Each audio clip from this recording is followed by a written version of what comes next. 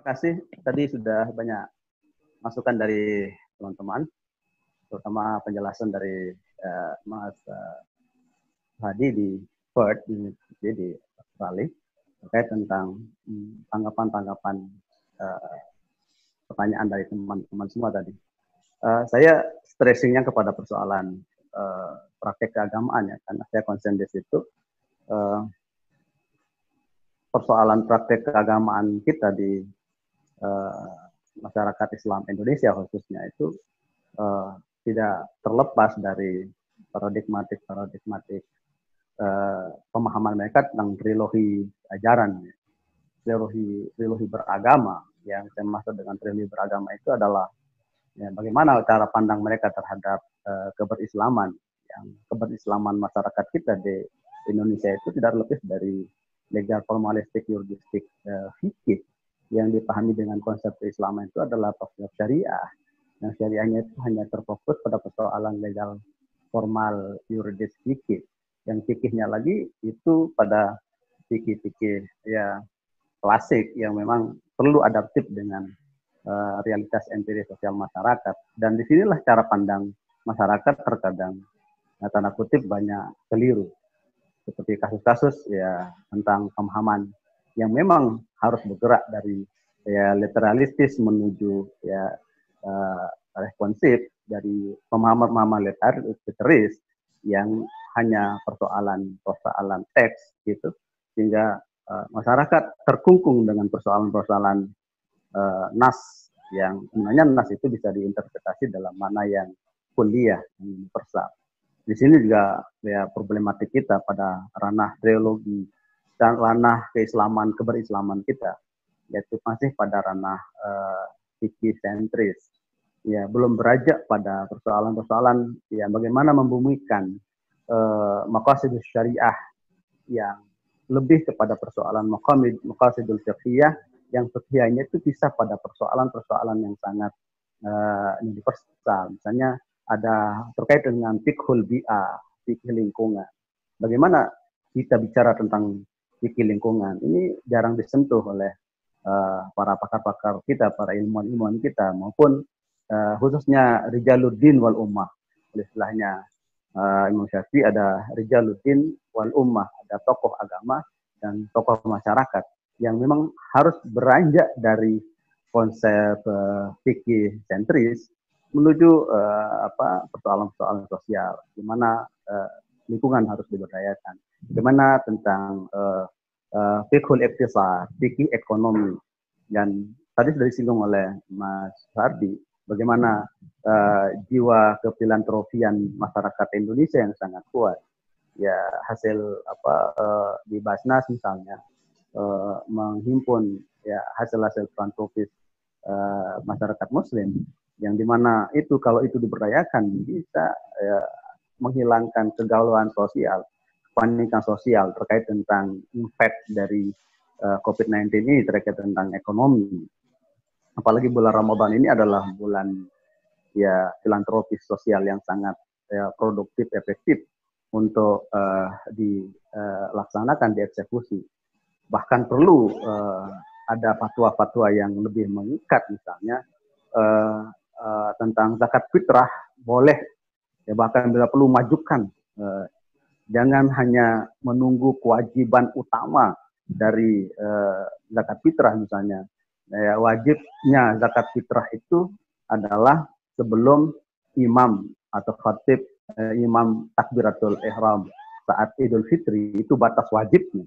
Semestinya jangan hanya persoalan itu yang menjadi titik tekannya. Bila perlu dari sekarang itu zakat fitrah itu dikeluarkan. Untuk apa? Untuk bisa mengurangi beban hidup masyarakat, sehingga kita bisa membantu masyarakat dalam hal menangani dampak dari COVID-19 ini pada aspek ekonomi. Jadi harus bergerak dari paradigmatik fikih yang notabene syariah, kemudian keberislaman kita, dan itu persoalan yang sering terjadi di tengah masyarakat. Persoalan-persoalan klasik terkait dengan pemahaman legal fikih yang terkadang sentris kepada satu mazhab dan tidak beradaptif dengan pemikiran-pemikiran yang lain.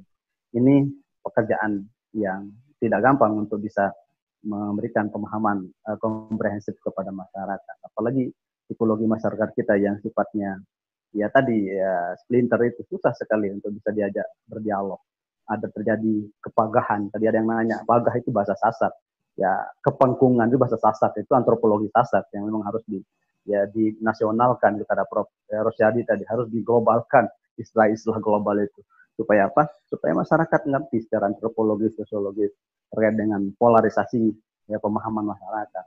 Kemudian yang kedua yang menjadi cara pandang yang sering keliru dengan masyarakat adalah persoalan trilogi yang kedua, yaitu keimanan.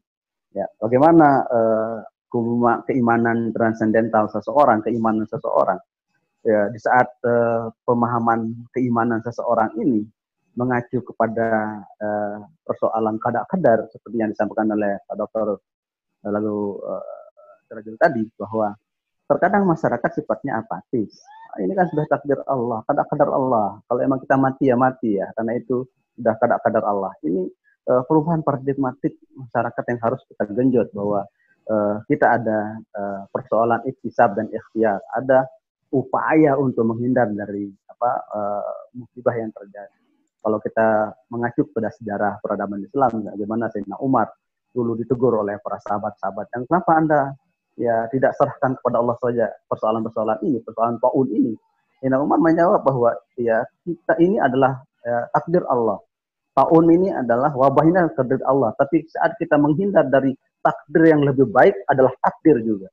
Ini harus pemahaman-pemahaman keimanan transendental masyarakat ini harus ya menjadi pekerjaan kita bersama. Dan ini tidak sedikit masyarakat yang kekeh dengan keyakinan personalnya, tentang keyakinan personalnya, sehingga dia tidak peduli tentang keselamatan orang lain.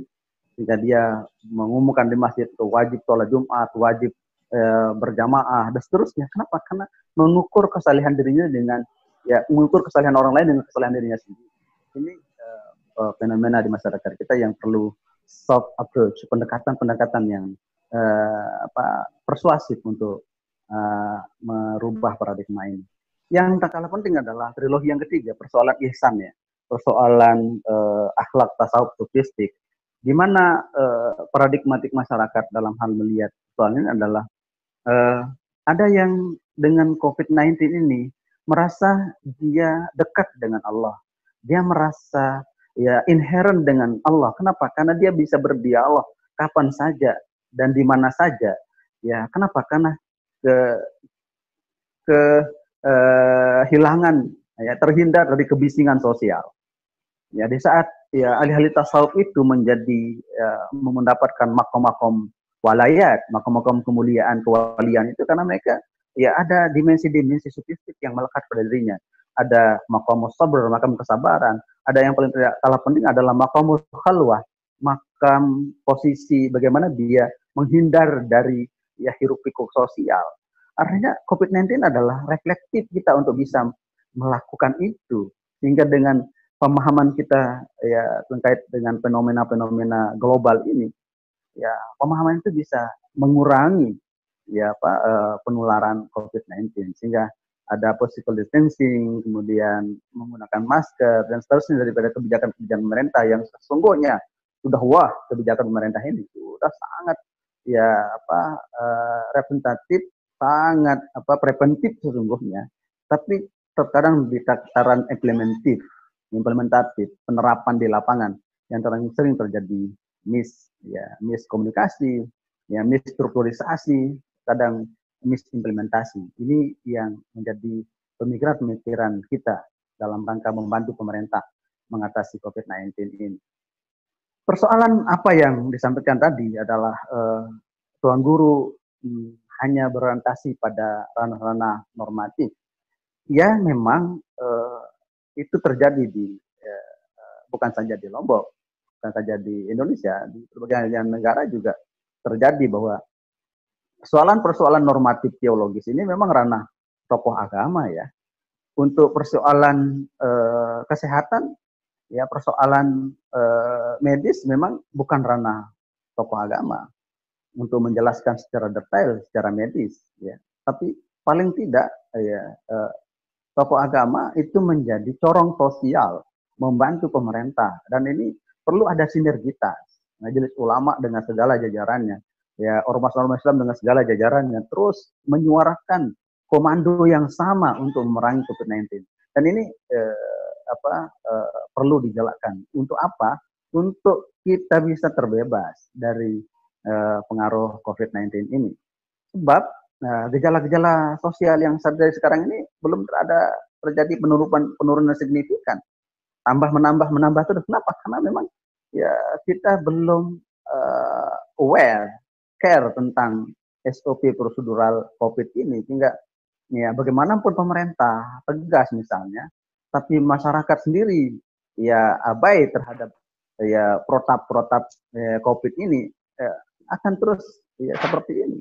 Sehingga perlu sekali lagi ya law enforcement, penegakan seperti apa yang lesson learn dari Australia tadi, di Perth khususnya, bagaimana masyarakat didenda kalau melanggar. Saya kira itu step-step yang harus dilakukan oleh kita masyarakat. Minimal kita bahu membahu bersinergi untuk membantu pemerintah dalam menangani COVID-19 ini. Saya kira apa yang disampaikan oleh semua penanya tadi adalah sebuah pemikiran yang brilian, pemikiran yang cerdas untuk kita berkontribusi dalam menangani COVID-19. Saya kira demikian paparan saya. Mohon maaf banyak kekurangan tentu. Saya kembalikan kepada moderator yang gagah, Pak Robert.